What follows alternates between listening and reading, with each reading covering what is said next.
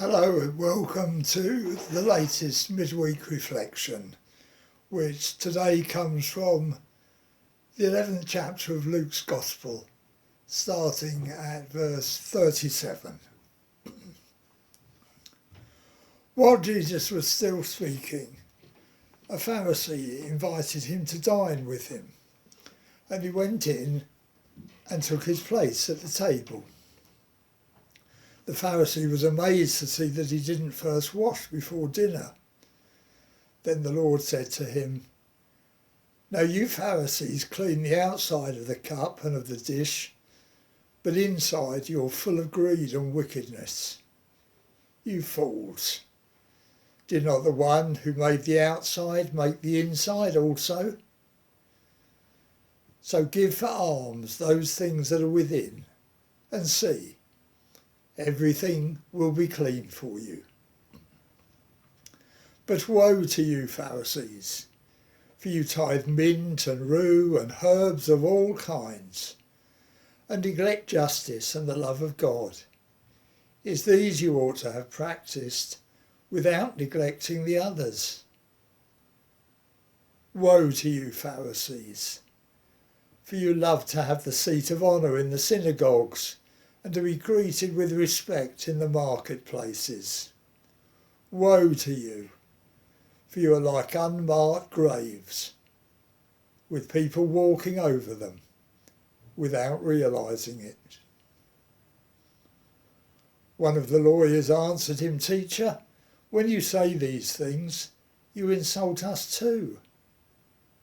And he said, "Woe also to you lawyers, for you load the people with burdens hard to bear, and you yourselves don't lift a finger to ease them."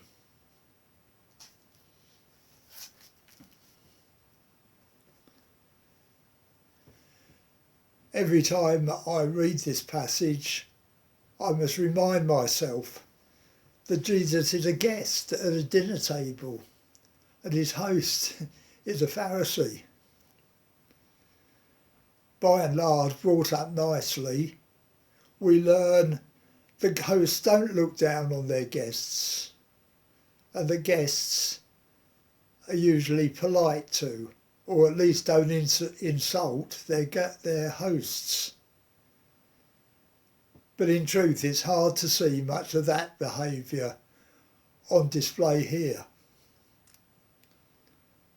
The crux of it and of Jesus' challenges and warnings to the Pharisees and lawyers, with which he provides down-to-earth examples, is, I think, the nature of their relationship with God, and implicitly at least, God's nature too.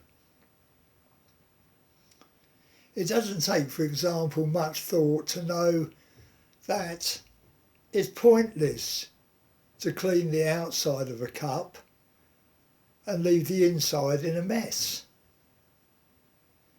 Unless, of course, we're more concerned to be admired by our guests for our style in the display of sparkly china on the table. If we're more concerned with that than with their well-being, it hardly honours them, and certainly not the potter who created some time ago the thing that we're now so proud of.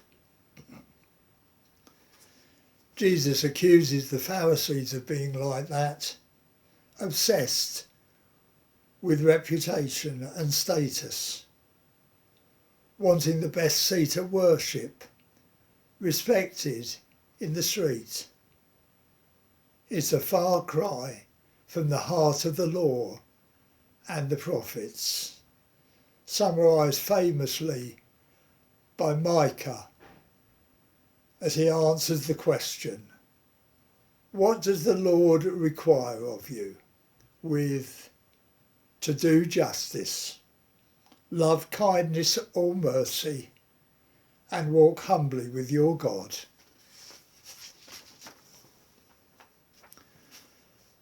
The Pharisees certainly cared deeply about the externals of religion. There's nothing wrong, of course, and everything right in tithing what God generously gives us. But Jesus focuses here not tithing money or produce given, says the law to the Levites, the resident aliens, the orphans and the widows, but tithing herbs, which however nice to flavour a meal, aren't exactly essential, sustaining food. In other words, by focusing on relatively trivial stuff, while neglecting justice and love of God, the Pharisees show graphically that despite claiming to put at the centre of their lives obedience to the law, they've hopelessly lost sight of its purpose and central message. Far from showing the light of God to the people as examples of what righteousness looks like, Jesus asks them immediately before today's verses to consider if the light that they display is not in reality darkness. And now, here in verse 44, if their lives are marked, not so much by the purity and cleanness apparently so important to them, but by uncleanness and impurity of dead bodies in unmarked, almost hidden graves, which the people they should be supporting and protecting don't see and walk over, contaminating themselves in the process. And the lawyers are no different. At least one picks up that Jesus thinks the cap he's given the Pharisees fits them too. They are experts, devoting their lives to interpreting and applying the law, writing reams of regulations for every detail of daily life.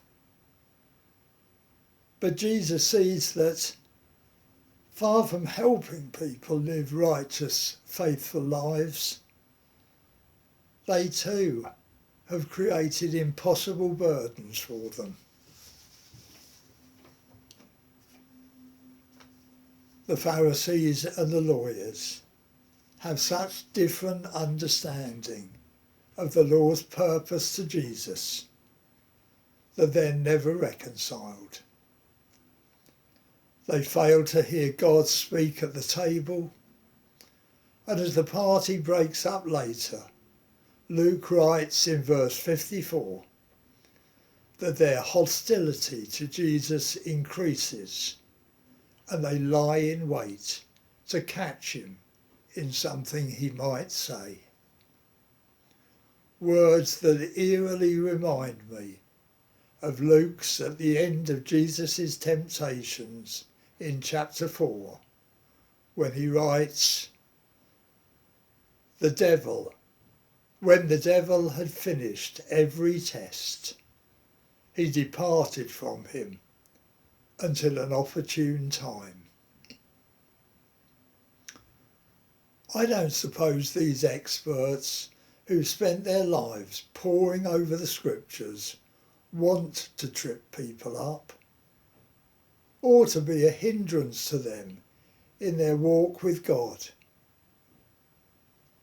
But their concern with status, regulations and trivia prevents them from seeing the grace of God in the law, in the prophets, and certainly in the person of Jesus Christ.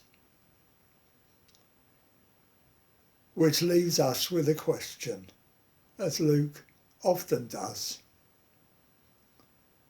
Whose side are we on with those who take the pure, simple message of God's freedom-giving love, complicating it hopelessly with all sorts of rules, restrictions and trivia that prevent us from embracing God's love and justice? Or is our trust in Jesus, who in his love died for us, so that in him we may have life in all its fullness? Do we recognise the Word of God who sits with us at our tables? Do we obey? Do we follow? And do we know that in him we see the justice, kindness and love of God for all people in an otherwise broken world? And do we believe that in the power of his Spirit we can live his way?